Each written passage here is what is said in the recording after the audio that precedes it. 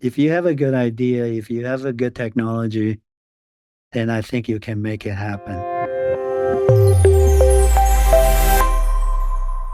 Welcome back to another installment of the Next Gen Case Study series. On today's episode, we have DJ Lee, who is the founder of Authentiface, a AI-driven company specializing in biometric authentication solutions designed for security and surveillance. Since founding Authentiface in 2021, DJ has focused on revolutionizing identity verification through innovative facial motion technology, ensuring secure and convenient authentication for both B2B and B2C markets. His leadership at the helm of this tech-driven venture has positioned Authentiface as a competitive player in the AI and surveillance space, which is why we're excited to have him on the show. DJ, welcome to the program. Well, thank you. Thank you for having me. Yeah, I'm particularly excited to dive into some of the work that you're doing at Authentiface. But before we get too far into it, DJ, I'd love for you to kind of share a little bit of your background, perhaps some of where you've came from and kind of how you landed as the founder of Authentiface. Okay, so I'm from Taiwan, came to the US in 85, got my PhD in 1990, worked in the industry for about 11 years and joined the Brigham Young University faculty in 2001. So I've been here for 23 years as a professor and started this development about 4 years ago for to improve authentication technology. And we learned that, using face is probably the easiest way, but then it's not as secure. So we start thinking about what we can add to it.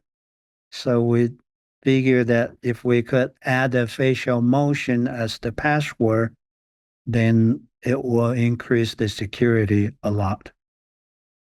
So we have been working on that for about 4 or 5 years. And now we have our technology that is ready for commercial applications. That's a pretty powerful tool to develop, something that allows us to be able to use our face and motion in our face to Yeah. to unlock things or get access to things. I know Hmm. that in the day and age of, 2 or 3 factor authentication protocols, it's starting to get really annoying to protect ourselves online. And so there's definitely room for solutions here.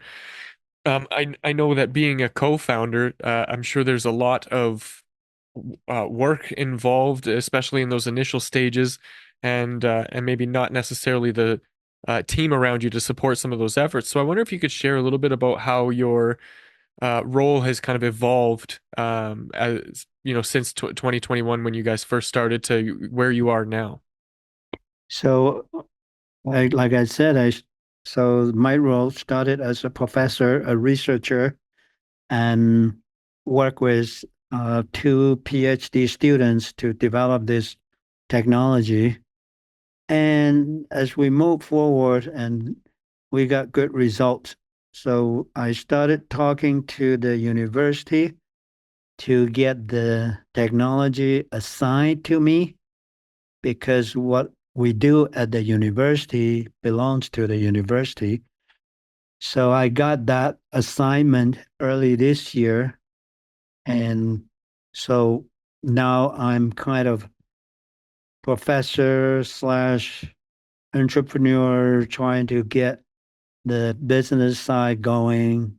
And so my idea is to get people to help me, but not as much as the capital, but more the technical help.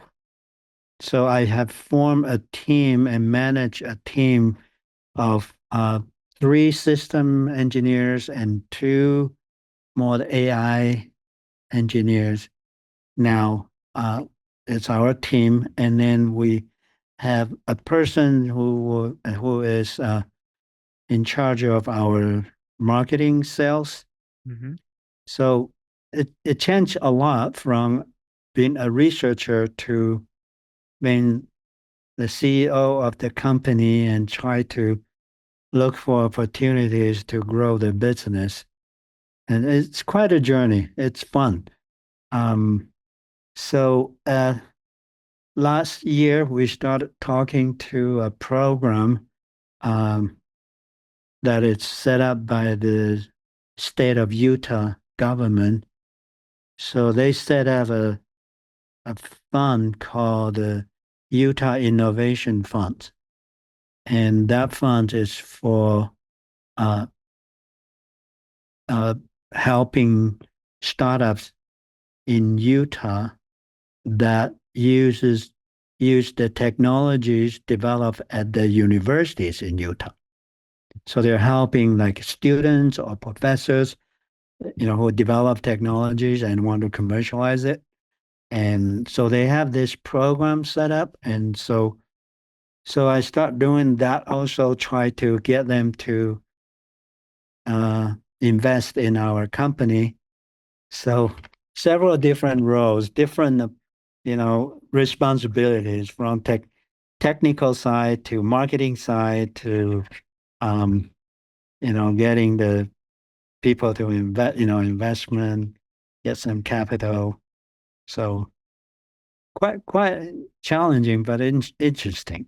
So Yeah, it's quite a jump from being a professor who's teaching some really high level ideas to actually executing on yeah, creating the yeah, business and building the yeah. team and the marketing and all that kind of stuff. I totally relate to this this desire to create a solution and then really see it through. And I imagine that with the the university being kind of at the forefront or the early stages of that work, it must have added some complications in kind of taking it over into that realm Mhm. of being an entrepreneurial venture as opposed to a academic one. And I'm curious then, DJ, when it comes to your approach to marketing, um, who needs the product the most, and who are you kind of targeting as the group of people that you are aiming to serve with this solution?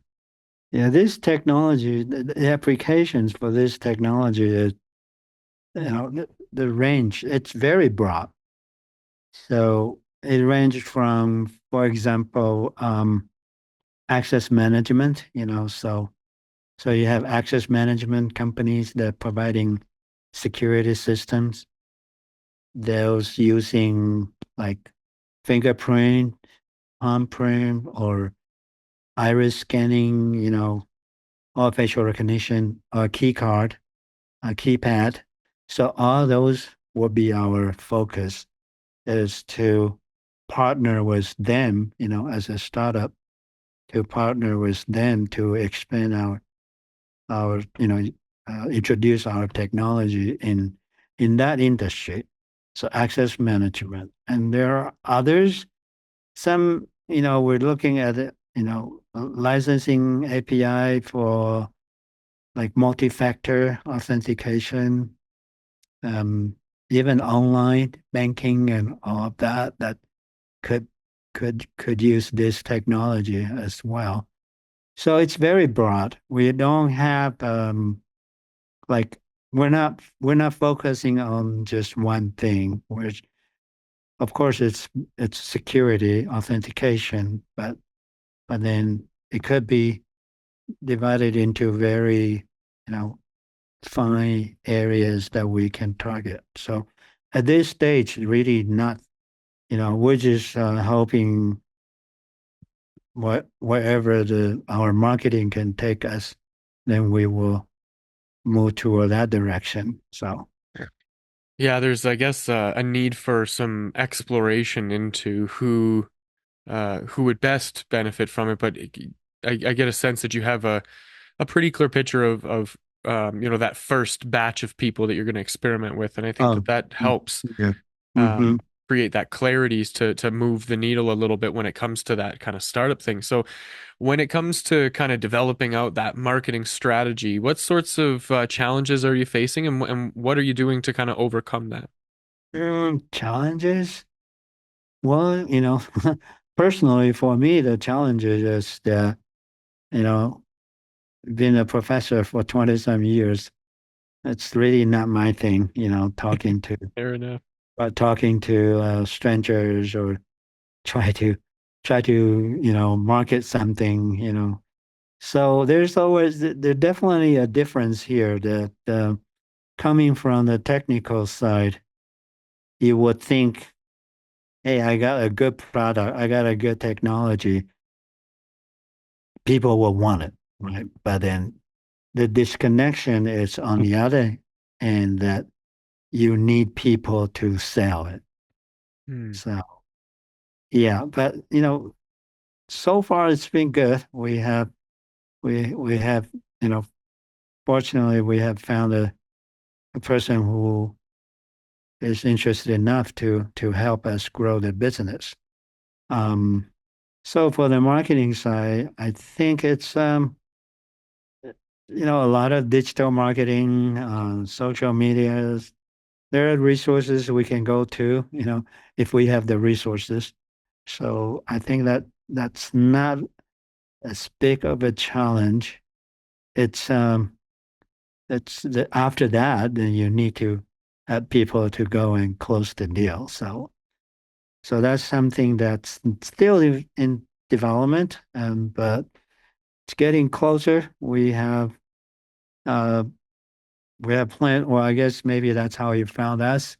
That we will be at the global security um, trade show in Orlando in September. So so that's called Global Security Exchange.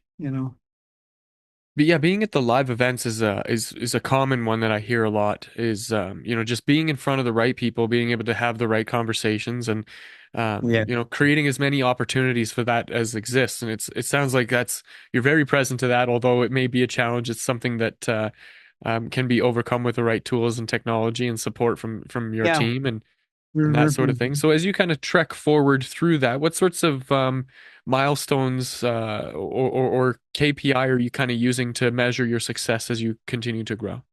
Well, I haven't even thought about that yet. Okay.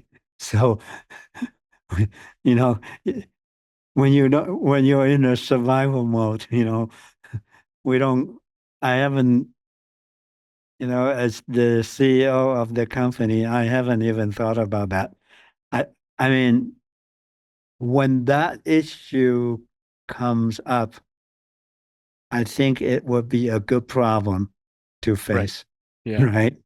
At this time, I think our short-term goal is um, to use the limited resources that we have available to try to promote this technology. So the strategy is to see, even if we will find a couple of clients like the first few adapt this technology, Mhm. we will be very flexible as a startup to work with them and slowly build up. And maybe very soon we will need to worry about all of that, how to measure the success and all of that. Right now, uh, to be honest, it's not quite on our list yet. Yeah, totally fair. So when you talk about some of your goals here, the first one being, let's get a couple of clients who we can be flexible with and work Right. with to kind of help refine the product.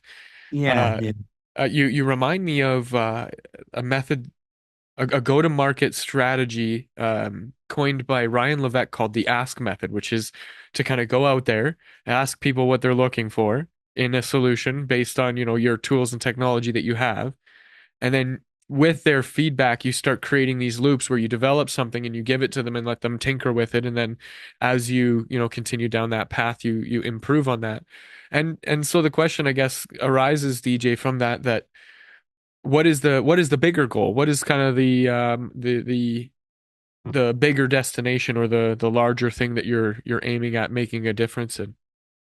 Yeah, the larger goal, I guess, as a startup, you definitely want to grow it really big. Mm, But I mean, the biggest goal is probably just promote this technology, and then hopefully a lot of companies or clients will want to adapt this technology into their product, um, and make it more secure. You know, everything that we do online or access a building or anything like that, or even like accessing your hotel room. If you could just use your face and with a smile or secret password, this will be cool. I think the big goal is to make uh, a more secure society. But of course, um, that with that big goal, hopefully it will come with some financial you know reward from all Yes. this work, right? So yeah, so I don't know. For business side, I'm hoping we can grow the business for a few years and maybe sell the company or get technology get acquired by others, and so yeah, really don't have a very, very clear idea. I mean, biggest goal is to make it more secure, I guess. Yeah, well, and that's I think an important goal. As we Mhm. mentioned maybe at the top of the show here, the increasing need for security in all of the things that we do as the digital technology kind of takes Yeah. over and fills in a lot of gaps. I still remember, t 20 years ago watching Star Trek and seeing these, facial scanner things or a hand scanner where you would put your hand on Mhm. the device and it would scan your hand, and you're just being young and naive and going, yeah, one day that'll be cool. That's the future. No. And here we are. We got Oh here yeah. much faster.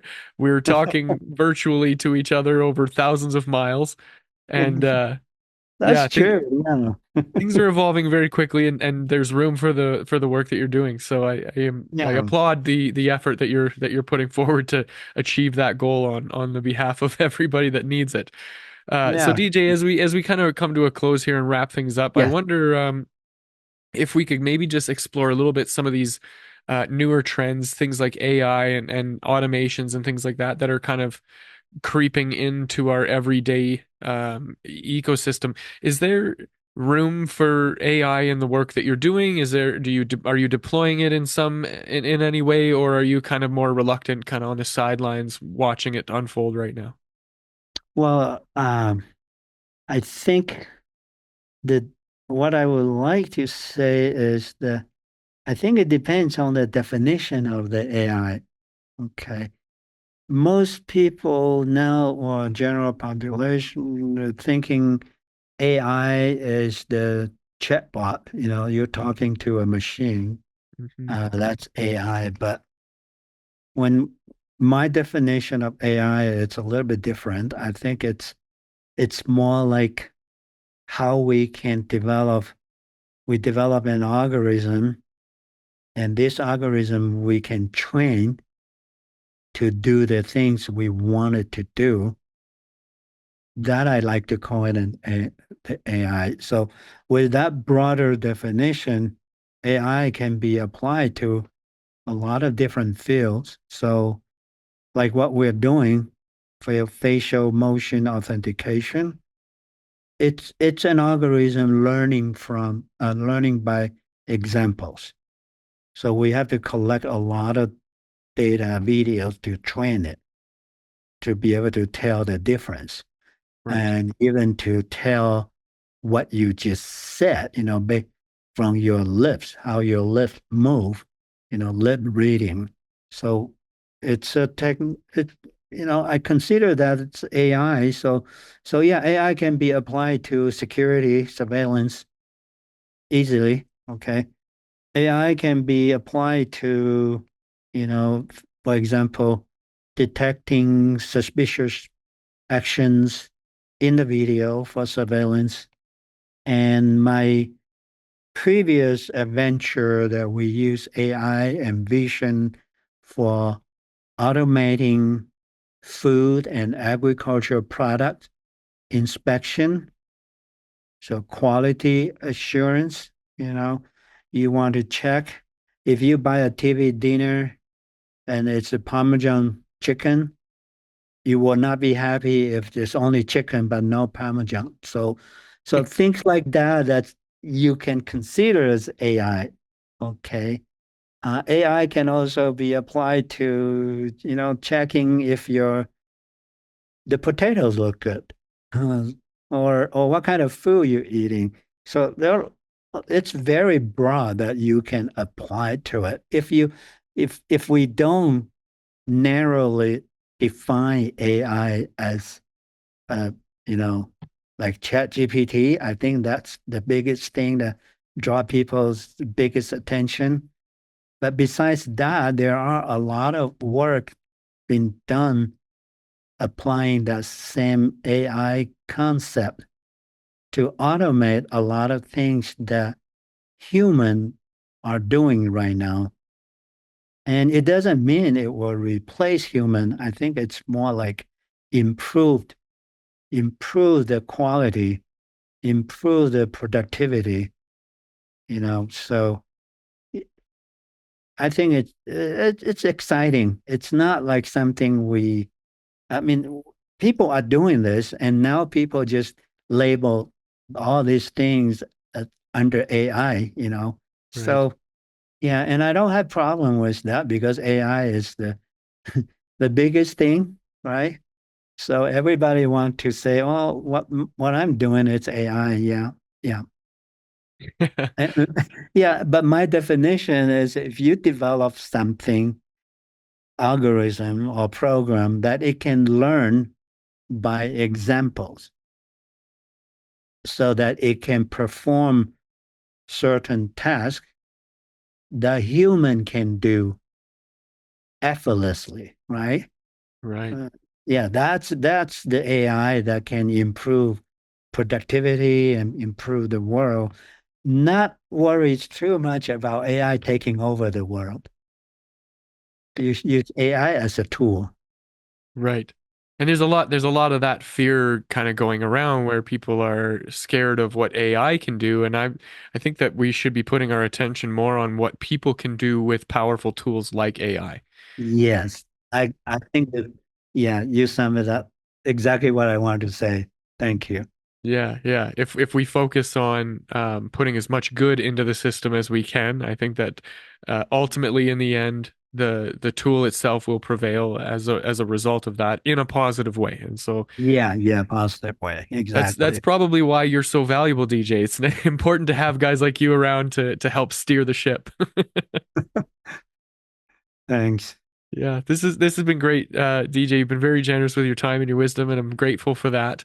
To to kind of close up the show here, I wonder if you could provide a piece of advice for somebody who's out there trying to build something of their own and wants to kind of explore the possibility of entrepreneurship. What advice would you offer somebody like that? To advice? Yes. Uh, Um, it's not easy, right? But I think for for technical people like me with technical background, we will think about what we can do. But for people without a technical background, they probably can think of ideas, right? Crazy ideas. and then and then have people like us, engineers, to implement it. Hmm. So, and we have seen a lot of successful companies. They started with idea. So, and I would say that you definitely want to start with an idea or technology before you jump into like, oh, I want to have a company, but I don't know what I can do. That wouldn't be an ideal case. And if you have a good idea, if you have a good technology, then I think you can make it happen. Very solid advice, DJ. Thank you. If somebody wanted to reach out to you to pick your brain further or perhaps work with you, what's the best way for them to reach you? Well, just send me an email. Yeah, DJLEE at authentiface.com. And I'll be happy to talk. Wonderful. We'll make sure to link to that in the show notes for anybody that's watching and listening and wants to get in touch with DJ. On that note, if you want to reach out to me and my team for any of your marketing or AI needs, you can visit nextgengrowth.com. Otherwise, that's it for this episode. Thanks for joining us for this conversation, and I will see you in the next.